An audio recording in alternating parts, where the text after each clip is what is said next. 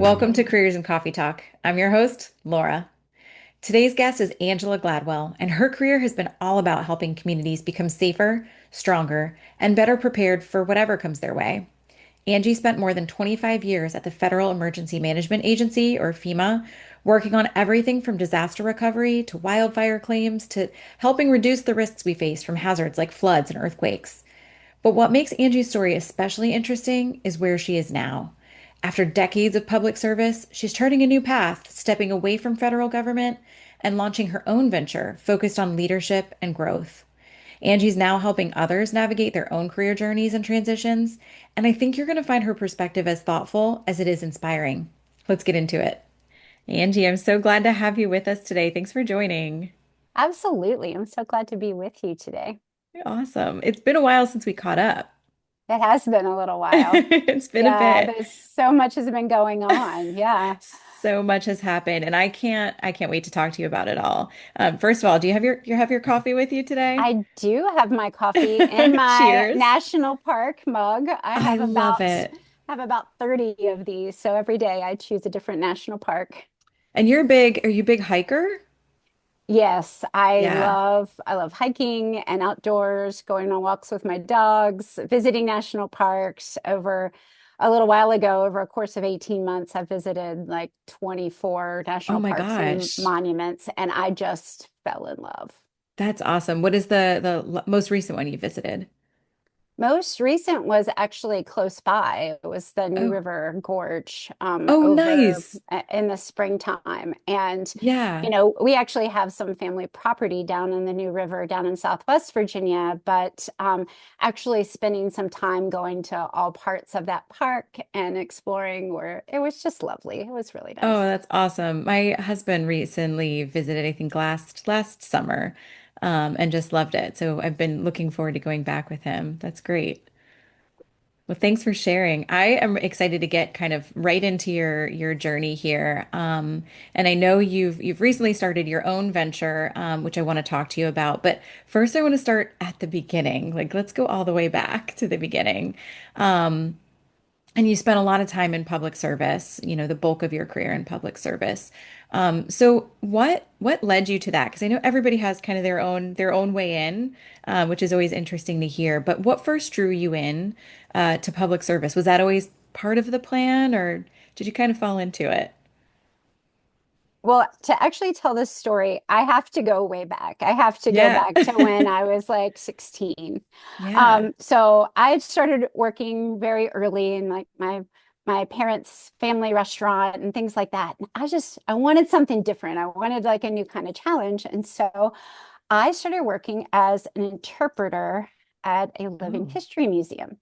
Oh, wow. Yeah. And so what my day looked like is I would dress up as I would in the 1860s I and love it. go to a working farm, and I would garden and cook, and it was all about how people kind of navigating through the Shenandoah Valley came from different backgrounds and cultures, and how that all came together to form kind of a lot of what we see in America today, and Yeah. the culture and the identity.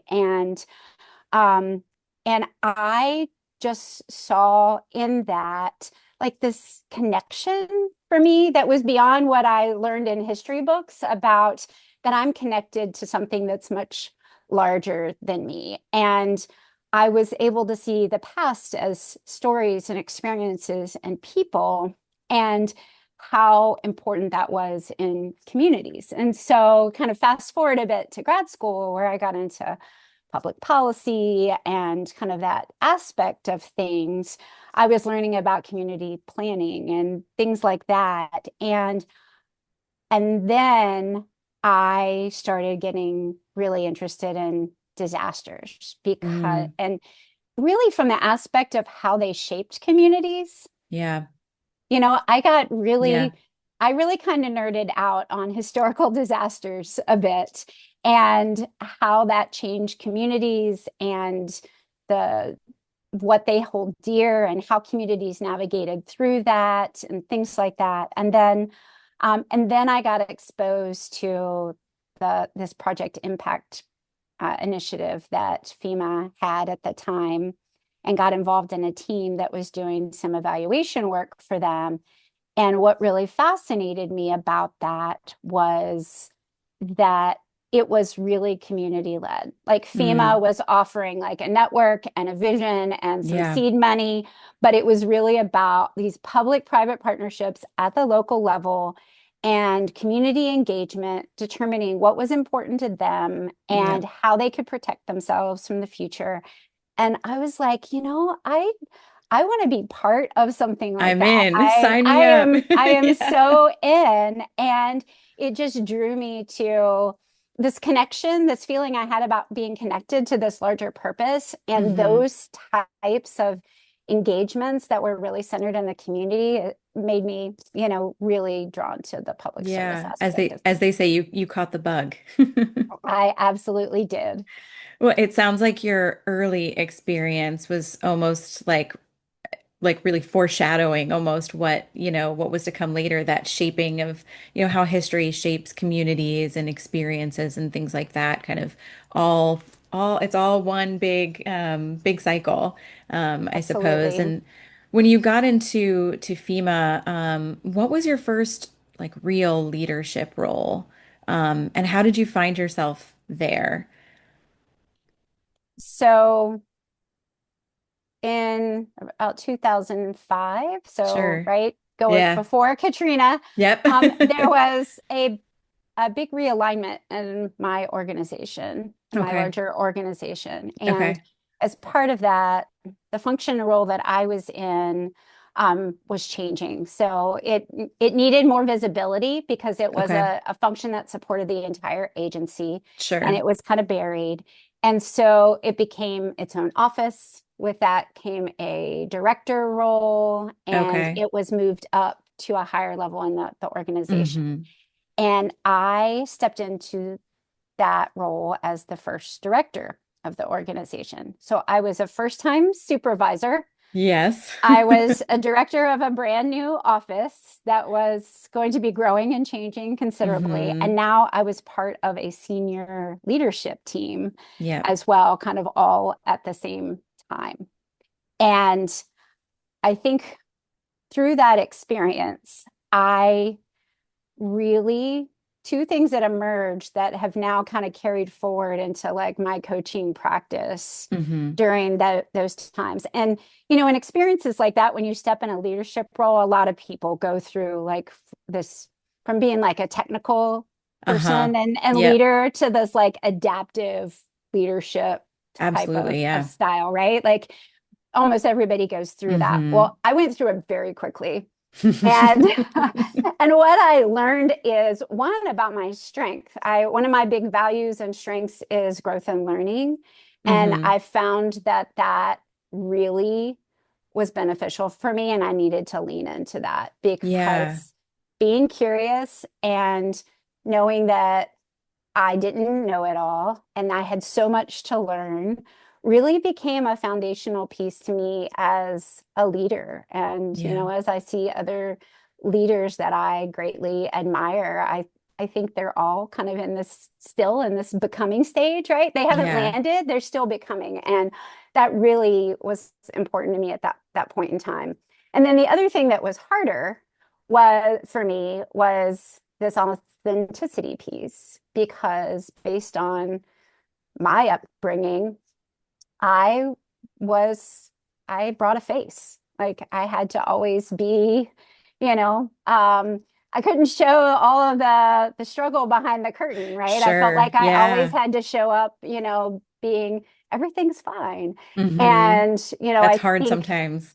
it's very hard and Yeah. it's not real, right? And it Yeah. doesn't help you build credibility and trust. And I learned during that time that I needed to really work on that for Mhm. myself. What does it mean for me to get real, to let down my guard, show a little bit Yeah. of vulnerability? So, yeah, those are the big things I took away from that experience. Yeah, no, that's really interesting. Actually, one of my next questions was going to be, you've led through some of these really high pressure, high impact, high impact programs, high pressure situations. Disasters are not easy to navigate and they're always different. And I'm curious, and maybe that is the lesson, but what you learned a lot about yourself in that you learned a lot about leadership through that. How did those challenges kind of help to shape the leader that you wanted to be? Because there's also a lot of scrutiny that comes along with that, whether it's from your superiors, from your peers, from, the people that you're leading. How did that help to shape, you as a leader? I think that one of the things that I learned is that you really have to, as a leader, know what you stand for Mm, and how critical your values are in sure, yeah. terms of being able to lead through high pressure situations. Yeah. That leadership was more than about just execution, right? And competence. Hmm. I mean, that's a big part of it. Yeah. And in order to lead through all of the scrutiny that kind of comes with being in kind of especially in the high profile roles, um, the public expects more from you. They want to know Hmm. what you stand for. They want to know that you're going to lead with empathy, that you're going to be real with them, that you're going to be transparent with them. And um, it really forced me to go through that. I talked about that challenge of being authentic, to Yeah, say, this is not just a nice to have, this is an imperative. I need to absolutely. do Yeah. this in order to be successful in these roles. Yeah. And is there any particular moment maybe that stands out for you? In 25 years, that's a lot of different experiences. It might be hard to just pick one, but I feel like everybody, especially maybe in the emergency management space, there's like a specific disaster or a particular interaction that really like kind of changes you. And maybe there are a few, but is there one that really stands out for you when you kind of think back on your public service career and, the disasters and things that you've worked? Um, yes, Yeah, absolutely. of I mean, course. I think the big thing for me is that, I did so much of my career in the national policy space, and Yeah. I at a made a choice that I really wanted to do work that was more directly related to the people that we were serving. I Hmm. wanted to feel that. I wanted to be a part of that. I wanted to understand how Yeah. our policy decisions were actually affecting people that in these kind of disaster recovery scenarios. So I Yeah. took this choice to go to New Mexico and stand up this new program. And in my first couple weeks there, it was 6 months after the disaster, but it was Yeah. still early on. We had just received the legislation to stand up this program. And I was out doing public meetings to hear about what was important to people. Hmm. And they, I don't know how much you know about this disaster, but it started on federal land. And Yeah. so there was a federal responsibility for this disaster. It was the largest fire in New Mexico's history, over 134,000 acres burnt, and it impacted people's ways of life. It Oh, was, yeah, people, absolutely. they were rural communities, they were ranchers. This wasn't Hmm. just about like homes gone, this was about their traditions and their way of life. Yeah. And I stood there in those public meetings and just felt the the sadness, the Yeah. grief, The intensity. the intensity, Yeah. the anger. Hmm. Being the face of that in that moment for those folks. And I think what it taught me as a leader is that just being there, Yeah. how important that was. There wasn't any way that I could make that right in that moment for Right. them, right? Yeah. But what I could do is I could hold space for them, and Hmm. I could listen to them, and I could um, I could just bring myself in empathy to that and how important that was as a leader. And it was a very powerful moment for me. It really shaped, um, honestly, it shaped where I am now, and I think what I'll Yeah. do with the rest of my life. Yeah. Well, let's talk about that. Sure. So you've recently decided to step away from public service, and by the way, thank you for the years that you have served our nation and communities across the nation, especially the work that you did in New Mexico. Um, what did it feel like to take that leap? To walk away from something that you've spent decades building? That's a huge shift. What was that like for you? Um,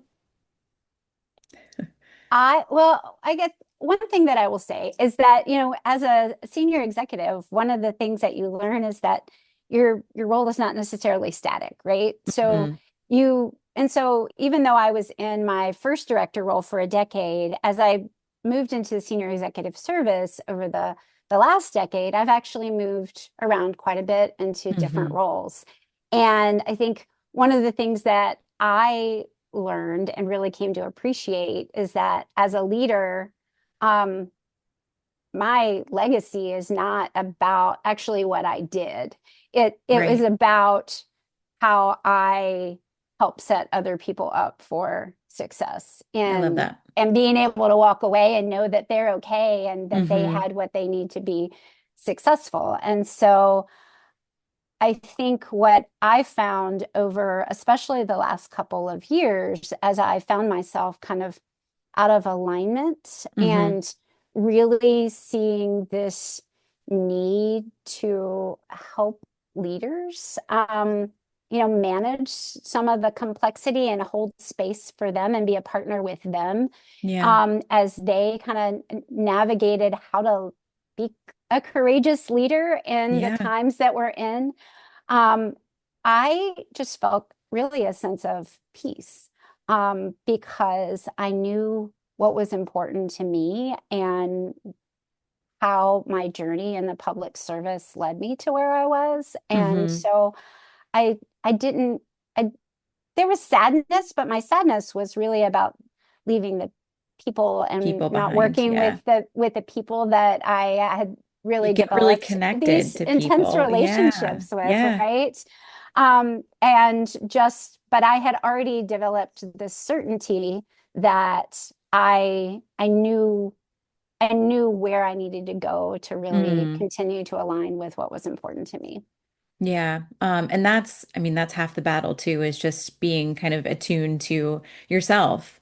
What advice would you give to someone else who's kind of feeling that same, like, just out of alignment feeling, with whatever their current role is and when they're trying to figure out what's next? I think the big advice that I would have is just to get curious. Um, I mean, the moment for me that this was a couple years ago, that I knew that there was a mismatch of alignment for Hmm. me. I, it happened over like holidays. My family had left and I had a couple of days just to do some like deep reflection. Yeah. And even though I was resting, I didn't feel rested. Yeah. And even though I was still loved the mission, I I just didn't feel this like sense of purpose as I had Mm. before. And so I just got curious. Like I Yeah. actually spent a lot of time journaling and really asking myself some questions to really try to unpack what that was for me. And I think what I discovered was it was not just a big, gigantic leap or change of decision. Yep. It was small shifts that Yeah. I needed to make in order to kind of lead me to how to get back into alignment. Hmm. That makes sense. So it sounds like that's kind of how you approached like starting this next venture, was not just one big leap, but kind of taking steps, realizing that, okay, something is off. I need to figure out what that means for me. Start kind of like implementing, what the next step is, as opposed to like a hard stop and a refresh. What's been the biggest surprise for you about starting your own, going off on your own and starting your own venture so far? I know you're still early. I am There's probably going to still be some more lessons early. learned. I th and I think what is surprising to me is how much people are yearning for this space to think Mm, this through. yeah. I mean, there really is just something powerful about stepping back and especially in these moments of uncertainty, right? So uncertainty, I have learned, is just a constant, right? Mm, It's not, sometimes might be a little, it might move a little faster than others, but it's a constant. But what is certain is you and what you hold true and what your values are. And that helps you navigate these moments of like really intense uncertainty. And so I think what I've seen is that how powerful that space can be yeah. in terms of unlocking that clarity for people and being able to then have confidence in taking whatever that next small step is. Oh, I love that. That's great. Um, you call this next chapter a redefinition of leadership, not the end of it. What does leadership look like for you now? Uh, Leadership for me is holding space for others to grow. And it's a much quieter and more intentional type of Yeah. leadership. Yeah. And it's also it's a partnership. I think Mm, what I do now is I walk with people. I partner with them and go alongside them on their journey. And it's just it's a different type of leadership. And yeah. I love it so much. Yeah. Very people-centered, which I think has been a constant, through your career. How would you say your personal values have helped shape the way that you lead and now, even the way that you coach? Well, I think my starting point for being a coach and doing this work was really grounded in my my values. And I spent Mm, time just thinking about like what is important to me and how I do this work and how do I want that to show up for me mm, and in the way that I'm living my life, the way that yeah. I'm coaching and really for me it's honoring the people and what they're bringing um, to this work. Yeah. That Meeting people where they everybody's are. Yeah. yeah, everyone's in a different place, Hmm. and I am not there to provide. Honestly, my expertise um, is irrelevant in Right. this. Like, right? My experience and expertise is irrelevant. It's really about getting to know the person, who you are Mm, and where you need to go and being a partner with them on that journey. And I feel like I want to make sure that my values are showing up in the way that I do that so that I'm I'm recognizing that people don't have to sacrifice themselves and what's yeah. important to them and their well-being in order to do this work. Like it is possible to achieve. If you could go back and tell young Angie, give young Angie some advice before you started, 16-year-old Angie doing the interpreting, what would you tell yourself? What advice would you give yourself? So much advice I would give myself. Where would I Um, begin? where would I begin? But I honestly think that number one is what I was just saying is you don't have to sacrifice your well-being Mm, to be able to lead and have a meaningful career yeah. and life, right? There was so much. I mean, having um got married, raised two children through this career, and all of having a long commute and the demands of public service, like there, it was tough. And Hmm. I needed to give myself more grace. I Yeah. think I would have told myself to just it's okay, and continue to reground in what's important to you and how you need to maintain your own well-being and stay true to that. Yeah. I love that. I love that. All right. If your career story were a book, it's going to be the hardest question I ask you probably. If Uh-oh. your career story were a book, what would the title of this chapter be? That's actually really easy for me Oh. because I have started kind of my monthly theme as a coach with this title, which is Hope Reclaimed. Oh, I love it. Um, What does that and mean to you? hope to me is really about using what matters most as kind of Hmm. your forward direction and taking the steps towards that. Knowing that you can't go wrong, even though you can't fully see what those other steps are. You're Sure. moving towards what matters most, um, and I'm reclaiming that. I love that, Angie. Thank you so much. I think that's a great place to leave it.